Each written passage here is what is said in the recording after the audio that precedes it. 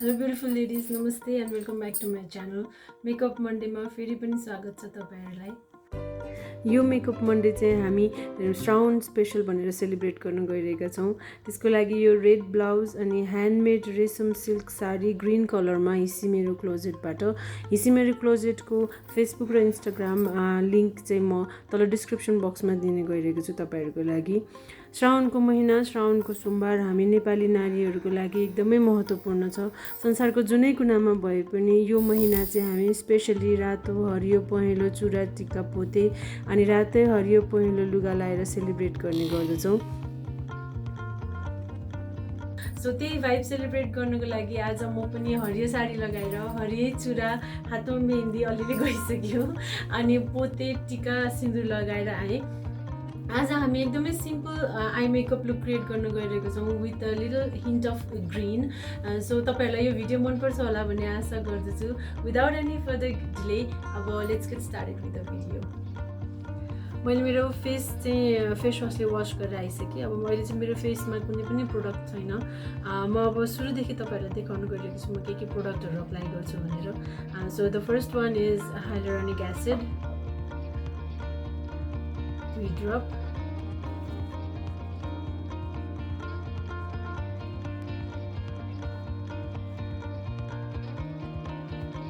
hyaluronic acid पछि sunscreen,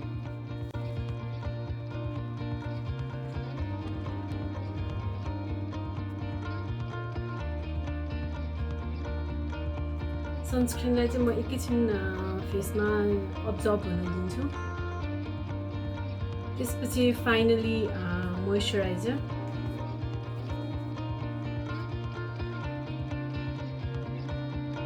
तपाईँहरूले जहिले पनि क्रिमहरू अप्लाई गर्दा यो त सबैलाई थाहा भएकै कुरा हो, फेस अपवर्ड डिरेक्सनमा अप्लाई गर्नुपर्छ।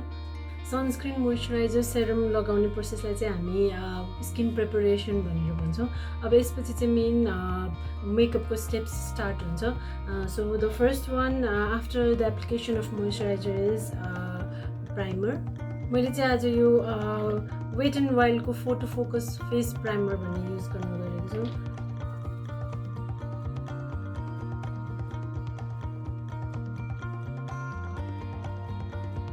अब यसपछि फाउन्डेसन। आज चाहिँ म यो मिलानीको conceal plus perfect 2-in-1 foundation concealer apply गर्न गइरहेको छु वार्म बेजमा। यो चाहिँ पम्पमा आउने भएको भएर एकदम सजिलो छ एप्लिकेसन। अनि यो भिजेको ब्युटी ब्लेन्डरले म फुल फेसमा अप्लाई गर्छु।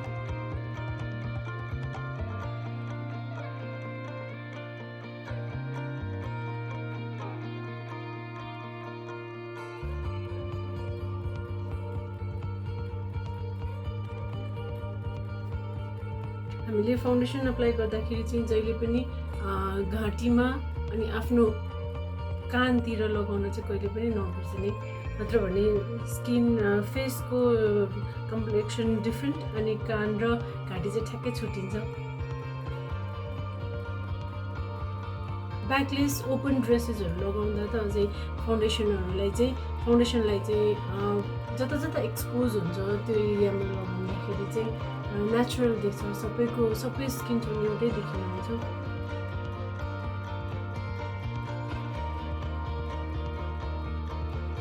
अलिकति प्रोडक्ट बाँकी भयो। अब यो प्रोडक्ट सबैतिर लगाइसकेपछि चाहिँ मजाले ब्लेन्ड गर्ने ब्लेन्डरले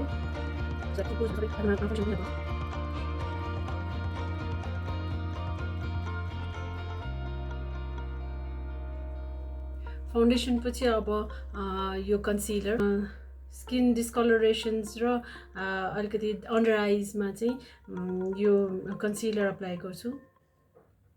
एकदम थोरै, मलाई कन्सिलर धेरै हेभिली अप्लाई गर्न त्यति मन पर्दैन।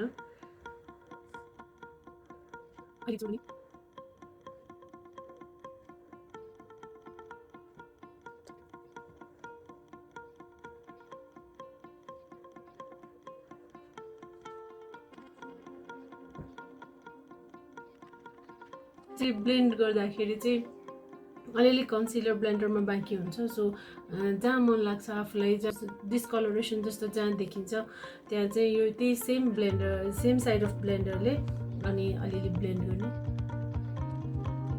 सो द्याट तपाईँको फेस चाहिँ पुरै कन्सिल्ड चाहिँ नदेखोस्, मेडअप नदेखोस्, मेकअप जस्तो मात्रै देखोस्। कन्सिलर र फाउन्डेसन अप्लाई गरिसकेपछि फेसमा एकछिन त्यो प्रोडक्टलाई सेट हुन दिन्छु अनि त्यसपछि आइब्रोज। अब आइब्रोजको लागि चाहिँ मैले एल्फको इन्स्टेन्ट लिफ्ट ब्राउ पेन्सिल युज गर्न गइरहेको छु।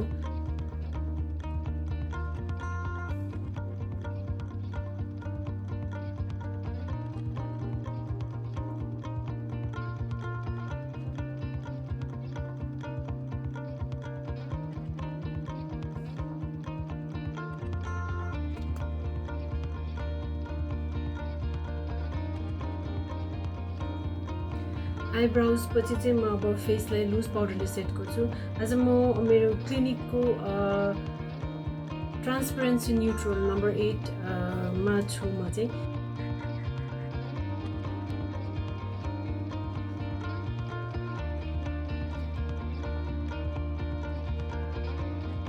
फेसलाई सेट गरिसकेपछि अब चाहिँ आई स्याडो गर्छु म। आई स्याडोको लागि चाहिँ आज रुट कस्मेटिक्सको it's our secret 30 colours eye shadow palette apply गर्न गइरहेको छु। यसमा चाहिँ एकदमै राम्रो कलरहरू छ, प्लेफुल कलर्सहरू। So I really love this palette.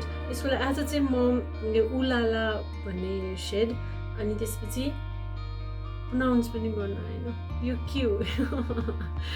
I am going to apply this one अनि त्यसपछि यो shade. Okay, let's get started. Maroon colour लिएर मैले आँखाको भित्री भागमा मात्रै अप्लाई गरेँ। आँखालाई 3 भागमा डिभाइड गरेर 1/3 मा मात्रै इनर कर्नर अफ माई आइजको पनि 1/3 मा मात्रै मैले आई स्याडो अप्लाई गरेँ। त्यसपछि अर्को आँखामा पनि सेम। अब फेरि सेम मरुन कलरले आउटर कर्नर अफ माई आइलिडमा अप्लाई गरेँ। मैले ब्लेन्ड कुनै पनि आई स्याडो गरेको छैन, I just packed it.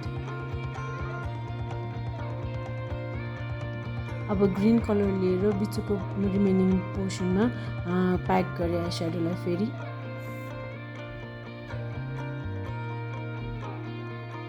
Harsh lines नदेखोस् भनेर ब्रस चेन्ज गरेर मैले ग्रीन कलरको लाइन्समा मात्रै ब्लेन्ड गरेँ।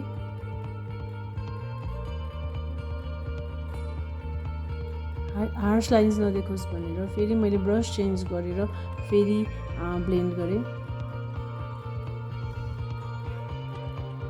अब हाइलाइटरको लागि चाहिँ म यो गश भन्ने प्यालेट युज गर्न गइरहेको छु। यसको हाइलाइट, यसको पिगमेन्टेसन पनि एकदमै राम्रो भएकोले this is one of my favourites. So brow बोन्सको हाइलाइटरको लागि म यो प्यालेट अप्लाई गर्न गइरहेको छु।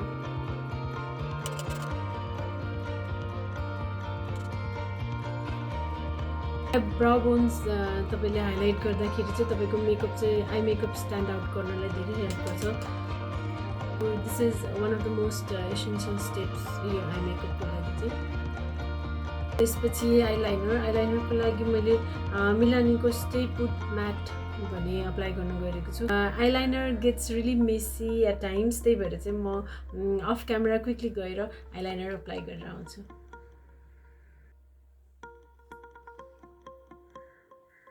अब यसपछि चाहिँ आई पेन्सिलको लागि चाहिँ मैले फार्मेसीको वाटरप्रुफ आई पेन्सिल अप्लाई गर्न गइरहेको छु मेरो लोवर ल्यास लाइनमा र अप्पर ल्यास लाइनमा।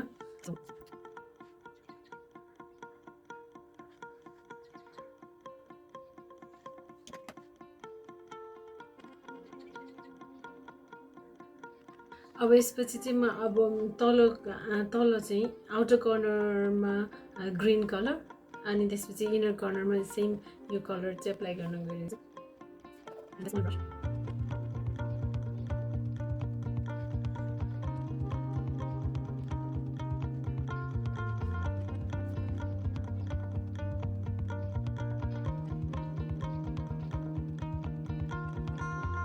अब the next step is mascara.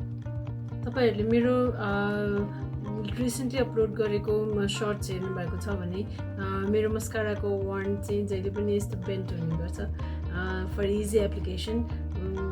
तपाईहरुले त्यो सर्ट्स धेरै मन पराइदिनु भएको थियो। It's got 4.1K views, so I really am very grateful for that. अब यसको एप्लिकेसन देखाउँछु।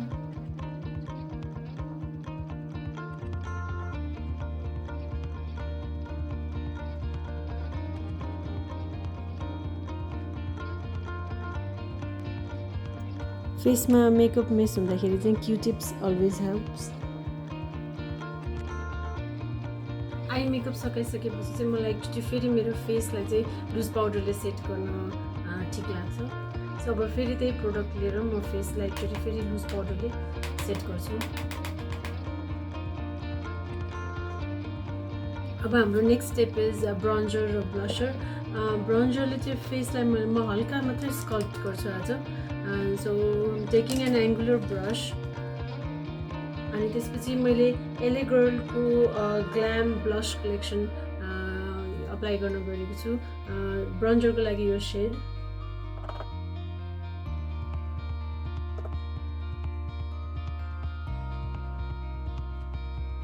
ब्रन्जर तपाईँहरूले अप्लाई गर्दाखेरि जहिले पनि आफ्नो ज लाइनमा अप्लाई गर्ने, नट अन द चिक्स यहाँनिर।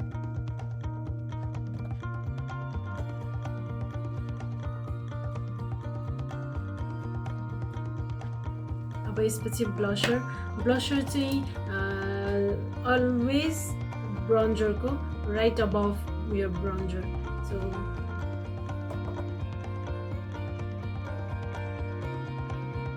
मलाई ब्लसर अप्लाई गर्दाखेरि चाहिँ जहिले पनि I like to bring it यहाँनिर अलिकति मेरो नोजको नजिक।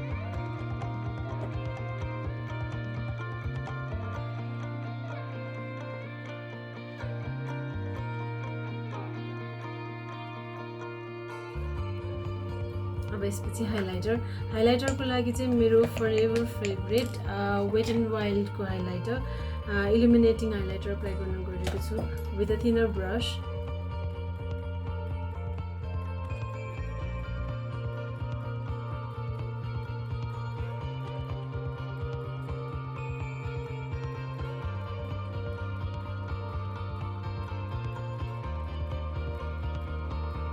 लिप लाइनरको लागि पलाडियोको क्यान्डी एप्पल अप्लाई गर्न गएको छु।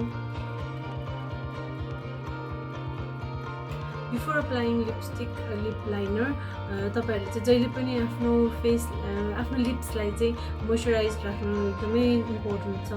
मैले चाहिँ सुरुमै भ्यासलिन लगाइसकेको थिएँ। अब I'm going to apply lip liner.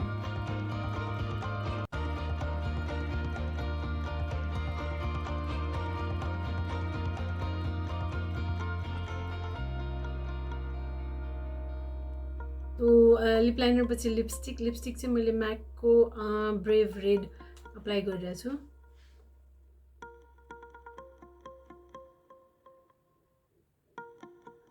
Setting spray म वेट एन्ड वाइल्डकै photo focus natural finish apply गर्न गएको छु।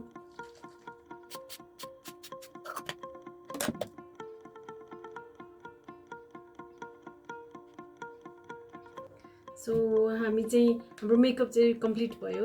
अब I'm going to dress myself, drape a sari अनि do my hair and come back.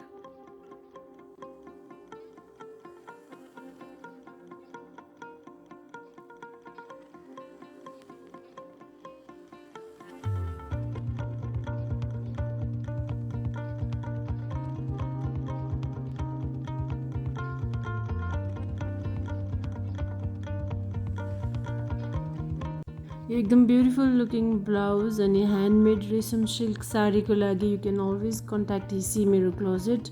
म लिङ्क चाहिँ तल डिस्क्रिप्सन बक्समा दिइरहेको छु।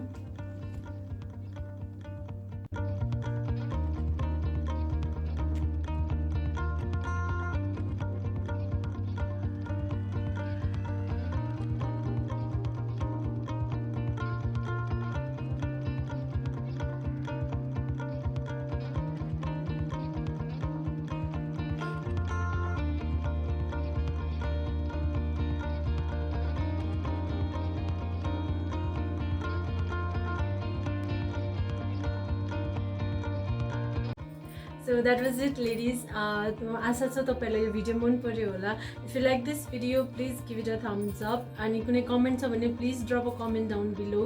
अनि सब्सक्राइब गर्नु भएको छैन मेरो च्यानललाई भने please go and subscribe to my channel.